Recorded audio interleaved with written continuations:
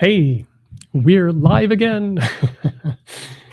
Welcome to the Standout Business Show. I'm Brad Powell, and today we are talking about how to always be sure that people will remember what you say.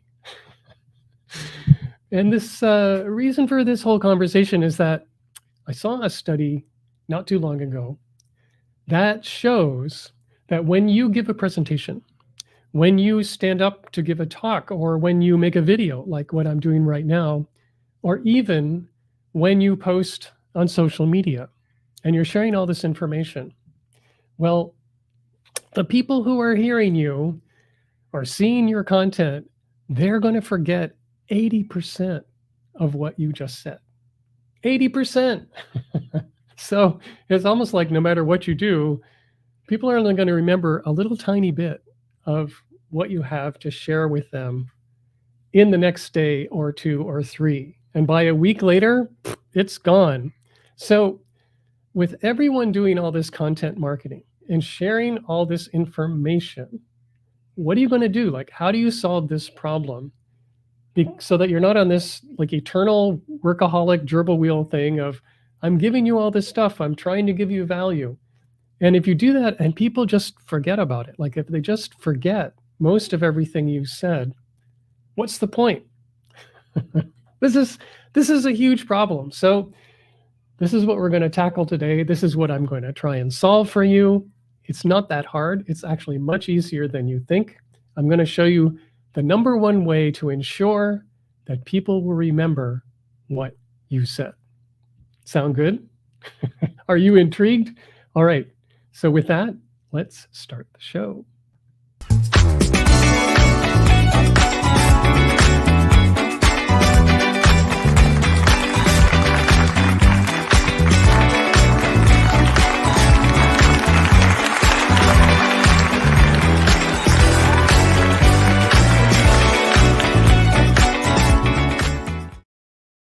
All right.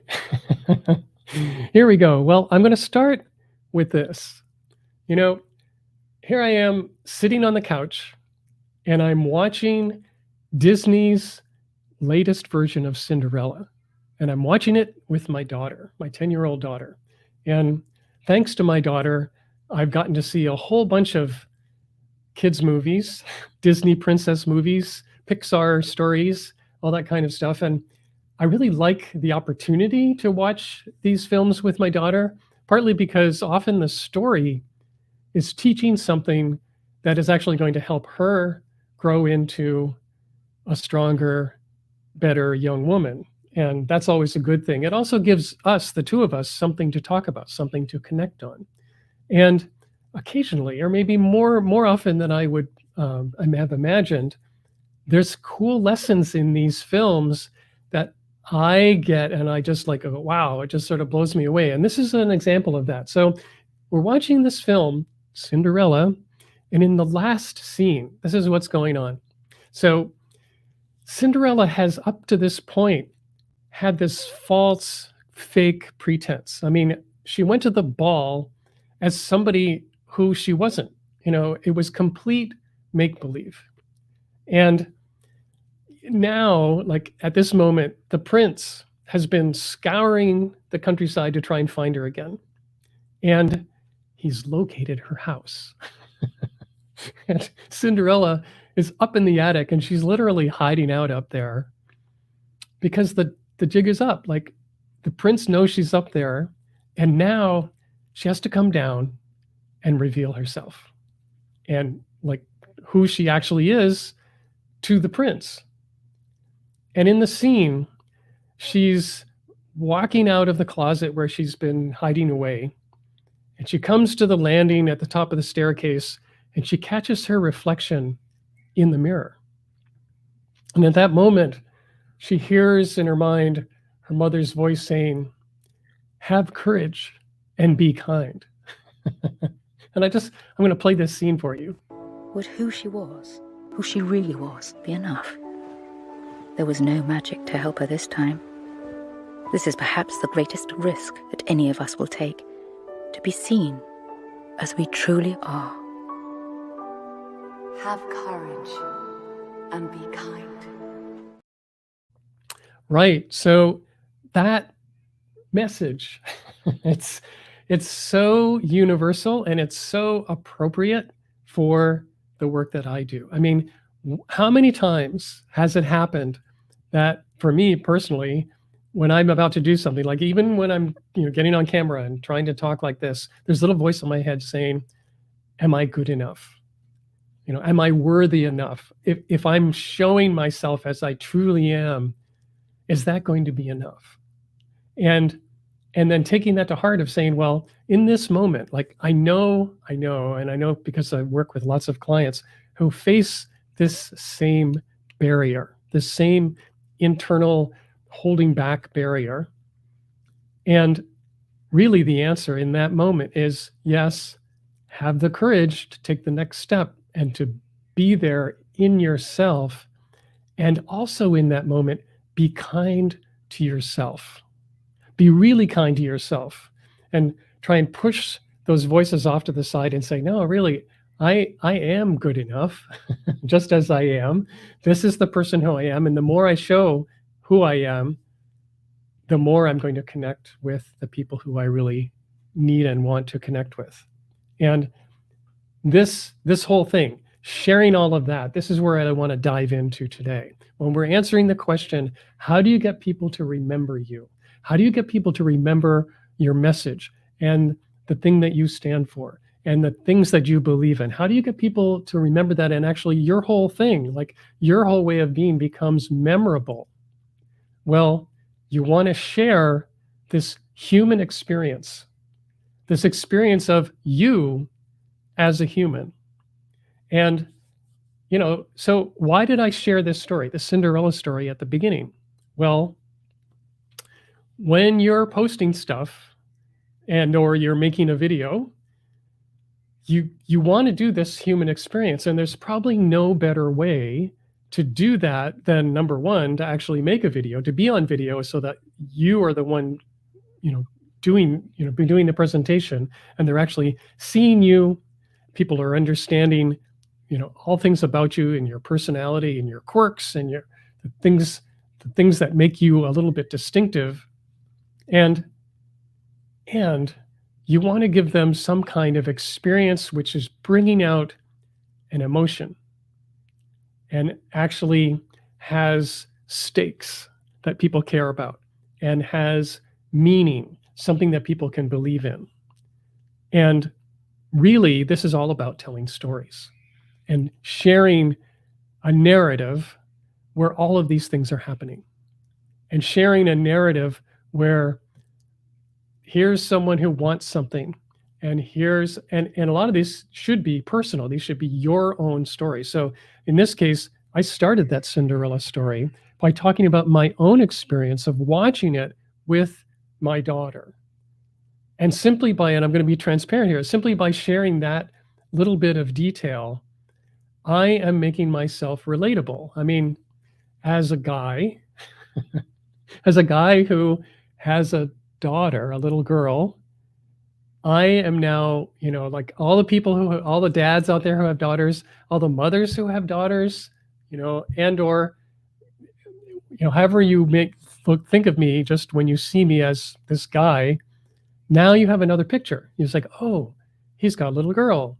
And whether or not you have your own daughter, there's some kind of emotional connection there simply because you know that detail about me and that I like sitting on my couch with my daughter watching Disney movies. What kind of a guy likes to sit with his daughter and watch Disney movies? Well, my kind of guy. And maybe you're that kind of person too. So all of that, like just that little detail has human experience in it, and it has certain emotions in it. And that stuff is what will stick. And that's the stuff that becomes more memorable. And so now when you think about me in the future, that detail of, oh yeah, Brad has a daughter and he likes to watch Disney films. Like that's the kind of thing that you'll actually remember. And these are the kinds of things that you can do in your communication. And really, bring more of yourself into your communication so it's more personable. That's really step one. Is like whatever you're doing in terms of sharing your information, people make the mistake, and the more professional they act, the bigger this mistake becomes. So, watch out.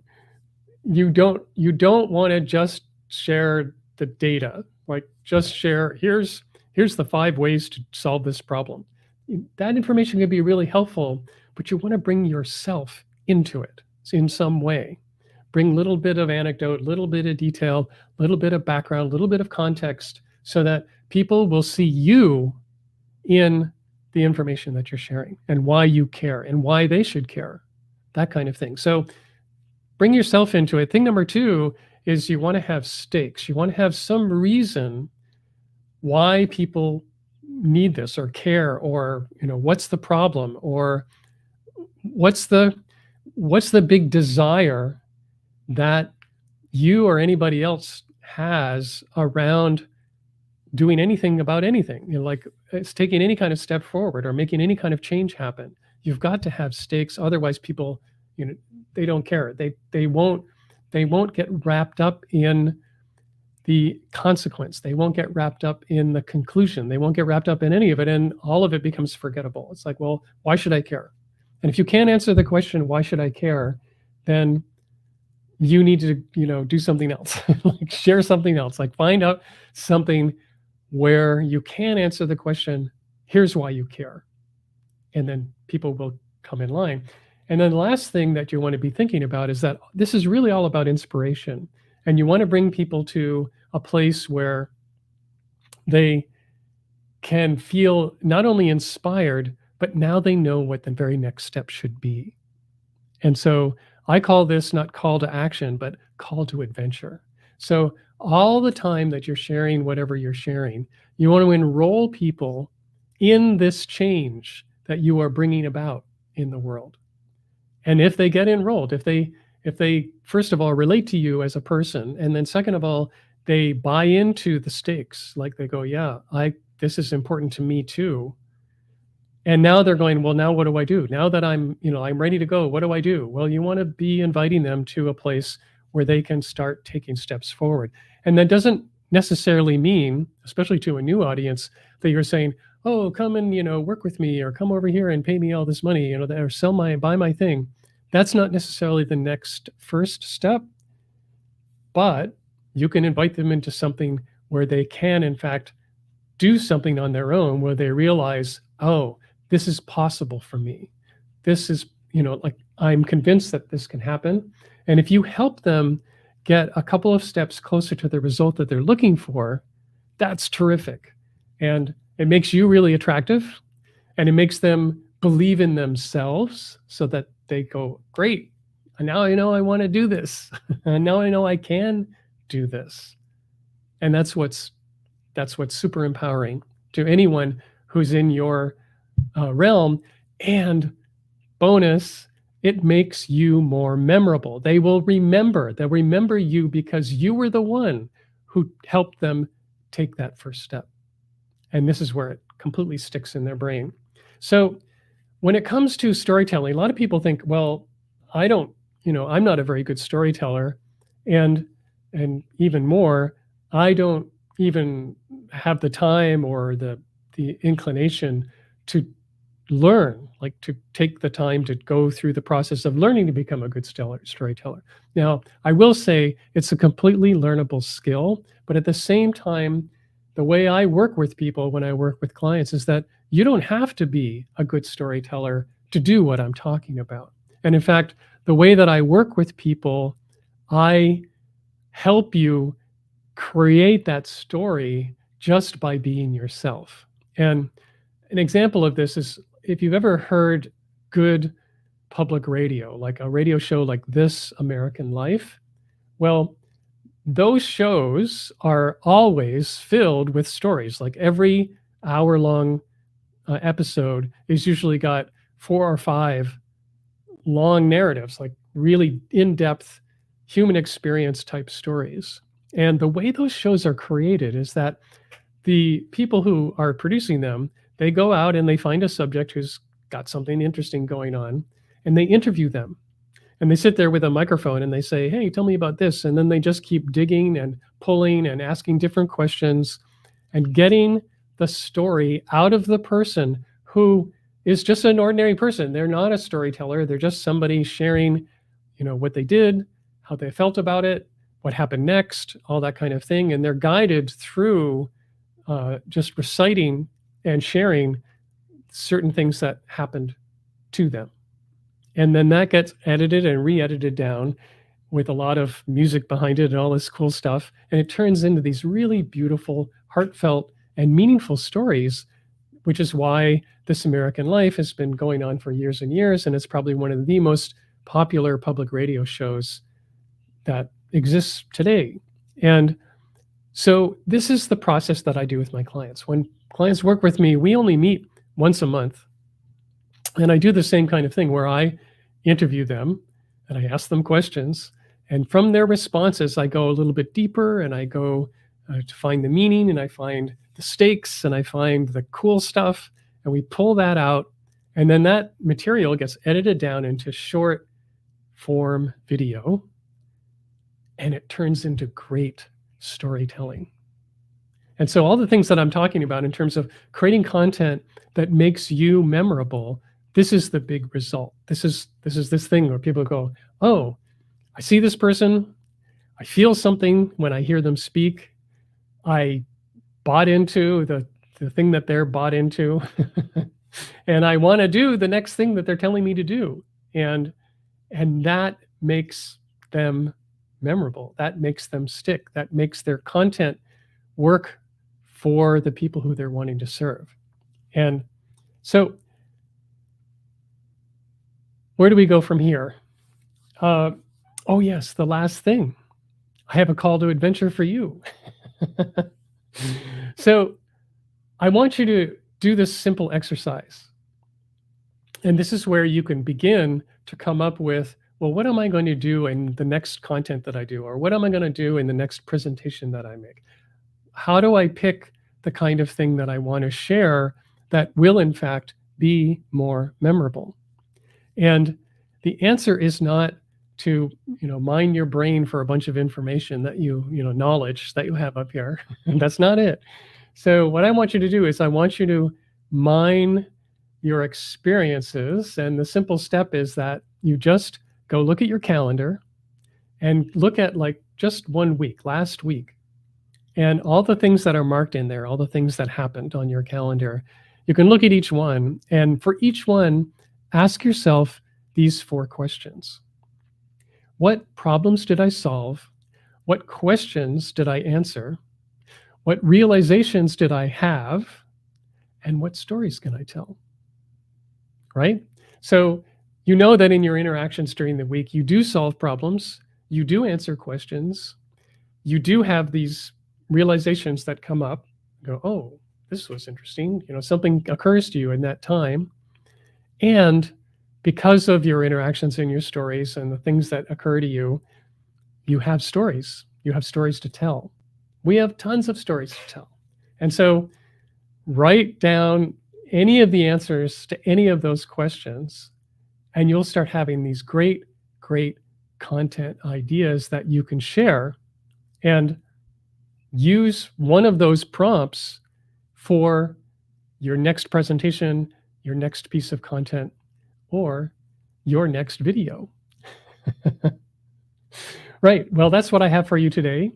I just want to remind you that if you'd like to go and grab the entire archive of the Stand Up Business Show, just go to standoutbusiness.show, and it is all there, all the audio, all the video, everything that what your heart's desires will all be there, and you can download and listen and binge to your heart's content. All right.